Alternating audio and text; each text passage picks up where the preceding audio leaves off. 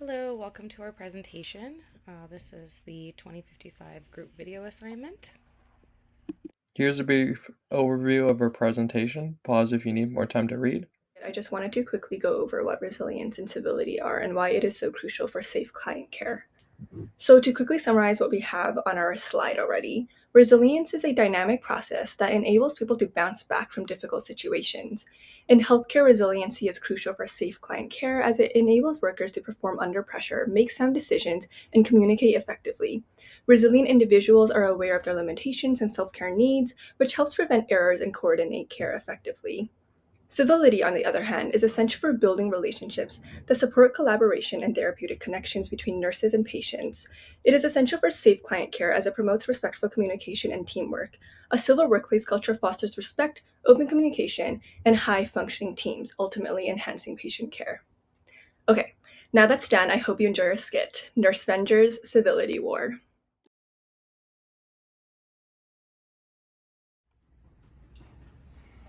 Oh my god, Alex, you're moving at a snail's pace again today? We don't have all day for you. I'm just making sure everything's correct. You haven't figured this out yet? We need to get going. We have so much work to do. Okay, I just want to be thorough. Thorough? Just a little bit more time. Oh my god, I should do something about this. But then I'm just Avraj's next target. This culture sucks. I can see that you're a new nurse. Move, let me show you how it's done. I guess it is true nurses eat their young, but I guess as long as the work's getting done, I can just keep doing what I'm doing here in my office. I'm giving insulin to my patient and I need a double check. Avraj is the only nurse that can do it, but will he help me? I'm worried he'll think I'm incompetent. God, all these nurses are so incompetent. I really wish I could approach the manager about this. Have you heard about the quarterly reports on how the unit's doing? The new grads are feeling supported, the nurses are getting along, they had a potluck on night shift. Business is booming here. I'm such a good manager. I just can't believe the work I've done here. Wow. Whoa, you guys won't believe what happened today. What happened? Well, Alex was doing her charting and she was pretty slow, and then Avraj came out of nowhere and he just started belittling her and he was really harsh when she just needed some help. You know, pressure is part of this nursing profession, and to be honest with you, Alex does bring the team down. I agree. You Definitely. agree? Mm-hmm. I think. She always, sorry. You go ahead. She always asks me for help when I'm in the middle of doing something. Like, ask someone else, or like figure it out yourself. Right. She's a bit of burden. Oh my god, I didn't know you guys had these opinions. I was trying to change the culture, Change it how? to make it more positive. You think one person can change stuff by yourself? I mean, you go for it. I think you can totally change the culture if you want to. Yeah, bring this to the manager if you want. Yeah. You guys But won't, like, it's not that deep. you guys won't come help me? It's my lunch break, and I would rather enjoy that. Alright, I'm done with you guys. Come on in. Hi, Miss Manager. Hello. I wanted to address something I've been experiencing lately. I feel like the work culture's been a little bit toxic. Mm-hmm.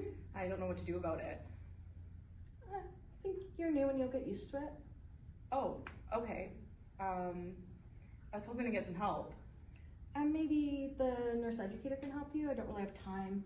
I'm really busy. I've got Miss reports to Lauren, do. I was wondering if you're still joining us for lunch. Come on, Come on. let's go. You know what? Can we take this up later? I've got plans. Sorry. Oh, yeah. Okay, I'll come find you. You're doing great, though. Thanks. Power imbalance is a barrier to psychological safety, as seen in our skit between the more experienced nurse and the new nurse, and between the manager and the new nurse, where there is an unset expectation to be an expert when you are new, but there is also a level of favoritism that can be a barrier, making it difficult to communicate to colleagues or to the manager, making the new nurse feel unsafe and like there is no one to trust. Gossiping includes conversations about other people, typically in a fashion that includes misinformation or information that is unconfirmed or embellished. Gossiping leads to a lack of psychological safety because it becomes difficult to trust your colleagues when you share information with them. What information will become confidential and what information will be shared. Often, in sharing information, there is parts that are omitted or taken out of context, which skews the message being received. Fear of judgment is when someone has a concern but does not come forward because they feel unsafe, knowing that their peers or leadership will think and react. This contributes to poor psychological safety because it is isolating and doesn't allow for people to speak out based on a cultural tone. Fear of retaliation is a huge barrier to psychological safety because it leaves the struggling individual to wonder what the consequences will be of speaking up. The consequences could include an exacerbation of the previously discussed barriers, or the individual could become a target for causing a change in the tone of a toxic culture. In the video, we can see that Alex had questions about how to accurately chart and was taking her time to avoid any errors. However, I exhibited anger and frustration while communicating with Alex. I raised my voice and I told her to speed up the process. My behavior was also noticed by Nick. However, he also felt psychologically unsafe and hesitated to raise his concerns. One of the strategies that could have been used in this situation is recognition of the small efforts of the coworkers. So instead of raging at Alex and telling her to speed up the process, if I had acknowledged the fact that she was new on the unit and needed additional experience charting, giving insulin to the patient, and delivering her best care at the time, then this would have provided her comfort and made her feel psychologically safe. Another strategy that could be used in this situation is providing reassurance to Alex and letting her know that in healthcare, patients' conditions are always evolving. And with the increasing demands of the patients, if at any point she feels overwhelmed with the tasks allotted, she can freely ask for help from other nurses or other healthcare aides on the unit. By being accessible to my coworkers is another way to promote psychological safety. I could have promoted psychological safety by letting Alex know that she could approach me or the managers on the unit at any time, regularly checking in with mental and physical health of Alex and giving her the opportunity to reach out to me at the end of the shift or during break regarding any questions would also promote a psychologically safe environment. And lastly, by showcasing civility. And by this, I simply mean behaving in a respectful manner with others, raising my voice, rolling my eyes, and smashing my hands on the table. All these actions exhibited incivil behavior and added on to the stress levels of Alex. I could have alleviated the stress and anxiety Alex was facing at that time by simply communicating in a calm tone and actively listening to what Alex was trying to say. I'm going to be talking about effective communication and barriers within the healthcare system that prevent effective communication. So, effective communication is clear and concise, specific, relevant, and timely information. It's essential for organizational culture and requires mutual understanding between participants. The first barrier is hierarchical barriers, which can be omitting information, lack of reporting, and fear of speaking up, as well as interprofessional conflict. And the second barrier is language barriers. So the use of jargon, such as medical abbreviations, which can cause confusion, and also lack of clarification due to embarrassment. So that could be a patient who's embarrassed to get clarification. And the third barrier is environmental. That could be noise or distortion, which reduces attention and focus and also can cause irritability. And the fourth barrier is personal or emotional barriers. So that could be burnout. It could be a stress response, which can impair listening skills and reduce the ability to respond clearly. And also physical discomfort, which significantly impacts an individual's ability to engage. A recent meta-analysis by Han, Harold, O, Kim, and Angoli that I found interesting was that they found that research often focuses on individuals experiencing incivility rather than organizational causes. So on this slide, I will discuss strategies to improve the workplace environment as a whole in our fictional unit. So the 4 strategies I came up with are team accountability, establishing clear policies, promoting open communication, and fostering a positive work culture. In the skit, the senior nurse's disruptive behavior makes Alex uncomfortable and reluctant to seek help. Additionally, when Nikki and Alex try to seek support from others, Nikki from his coworkers and Alex from the manager, they are quickly dismissed. These situations may cause feelings of hurt and confusion, which leads to decreased work environment and quality of care. To address and improve the work culture in this unit, individuals need to be held accountable for their role in promoting a toxic work environment. In this unit, a confidential reporting system would be beneficial in directing higher management to address conflicts promptly.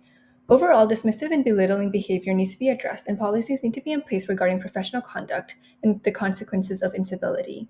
Clear vision and values need to be emphasized to ensure that all employees understand and align with the unit's principles.